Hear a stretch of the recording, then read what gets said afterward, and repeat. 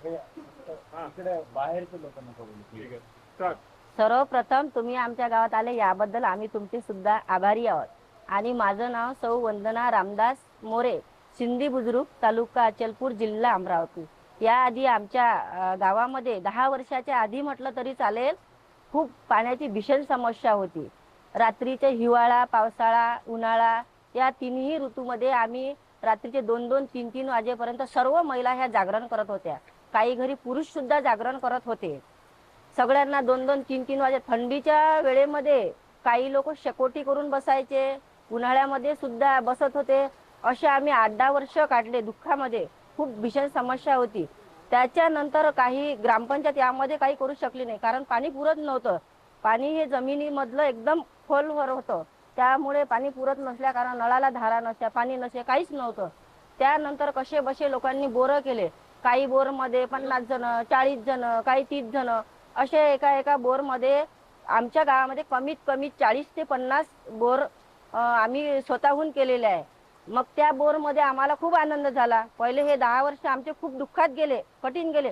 काही काही महिला तर अख्खा रडायच्या, कारण लहान लहान मुलं होती. मी माझं वैयक्तिक उदाहरण की माझी मुलं तेव्हा 2-3 वर्षाची असताना मी रात्रीचे 2-2 वाजता, 3-3 वाजता जागरण करायचे. आमच्या आपसात त्यावेळी भांडणं होत होते. त्या पाण्याच्या भीषण समस्यामुळे आमच्यामध्ये कशा ताटातुटी किंवा भांडणं, वादीवाद, तंटे ह्या सगळ्या गोष्टी निर्माण झाल्या. असे 8-10 वर्षे लोटले. मग नंतर लोकांनी काय केलं की चला बा आपण बोरची योजना तयार करू. सगळ्यांनी बोर केले. सगळं गाव आता बोरच्या योजनेखाली होतं. पण काय झालं की 1 वर्ष आम्हाला खूप आनंद झाला. 1 वर्ष आम्हाला खूप आनंद झाला. पण 1 वर्षानंतर त्यापेक्षाही कठीण समस्या निर्माण झाली. कशी कठीण समस्या निर्माण झाली? ग्रामपंचायत आमच्यापर्यंत पाणी पोहोचू शकत नव्हतं, कारण 30 ते 40-50 लोक एका एका बोरमध्ये असून आणि हे 40-50 बोरचं जर पाणी आम्हाला पुरत नाही तर ग्रामपंचायतचं पाणी पुरणार आहे? यामध्ये ग्रामपंचायतचा काही हस्तक्षेप आहे नाही. तरी त्यांनी आम्हाला कशा कशा परिस्थितीत जसं जसं पाणी पुरेल तसं तसं पुरवलं. पण अशी अवस्था होती. मग बोर झालं. बोर झाल्यानंतर आम्हाला 1च वर्ष आनंद झाला. पण 1 वर्षानंतर एवढी कठीण परिस्थिती निर्माण झाली की त्याही परिस्थितीत आमच्या घरामध्ये वादविवाद होत होते. कसे? की बा तुम्ही जागरण करा, ते म्हणत तुम्ही जागरण करा, मी म्हणत तुम्ही. अशा सगळ्याच महिला म्हणत होत्या.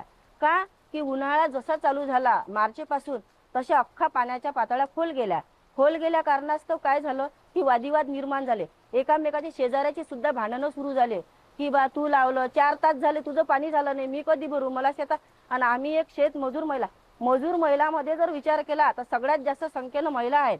पण सगळ्यात जास्त समस्या महिलांची होती, कारण उन्हाळ्यामध्ये सर्व महिला ह्या 5 वाजता शेतात कामाला जातात. 5 वाजता जातात, त्या कारणाने त्याला 3:30-4 वाजता उठावं लागते.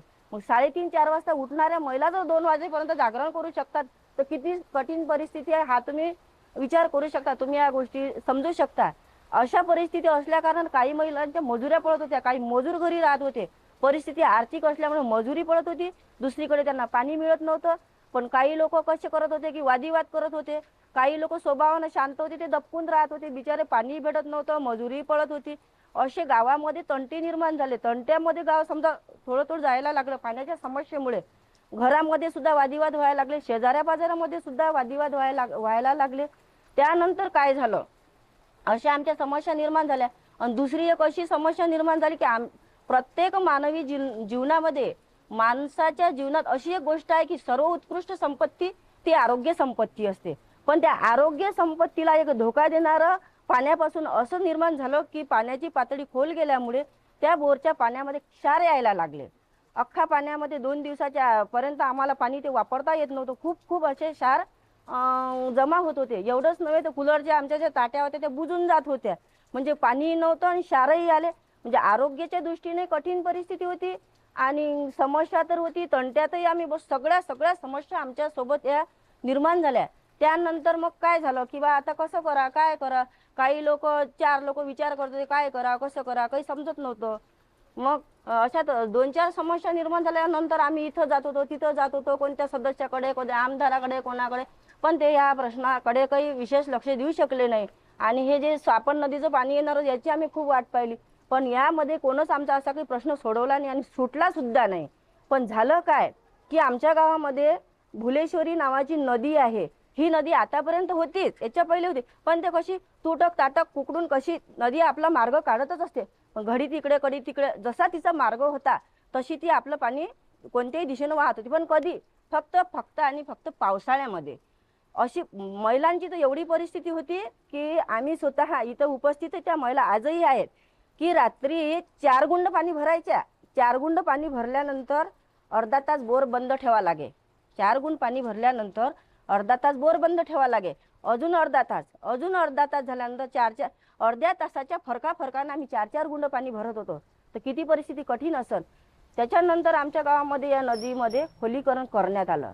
आता बरेच जणाला कसं म्हणायचं आहे की बा खोलीकरण झालं, समस्या मिटली, आनंद झाला. हे इथपर्यंत ठीक आहे, पण समस्या मिटली, खोलीकरण झालं हे एवढंच न म्हणतात, त्याच्या मागं विशेष कारण आहे. कसं की नदीचं खोलीकरण याच्याही पहिले करता आलं असतं. लोक याही गावात होते, याच्या पहिलेही होते, नदी होती, सगळ्याच काही गोष्टी होत्या. पण गोष्ट कशी असते, कोणत्याही गोष्टीचा पुढाकार घेताना त्या गोष्टीसाठी तो व्यक्ती श्रेष्ठ समोर असला पाहिजे. प्रत्येक गावामध्ये तुम्ही आतापर्यंत पाहिलं असेल, एखाद्याच्या घराशी साधा गड्डा कधी असला, साधा माथा कधी असला, तर तो 2-2, 3-3 वर्षापर्यंत त्याची समस्या मिटत नाही, वादिवाद सुरू असतात. पण या खोलीकरणाचा जो विषय आहे तो मोठा गंभीर विषय होता. पण तो व्यक्ती जोपर्यंत या समस्यामध्ये, या आचरणामध्ये नव्हता, तोपर्यंत आम्ही समस्येत खूप गुरफटलो होतो, खूप त्रस्त झालो होतो.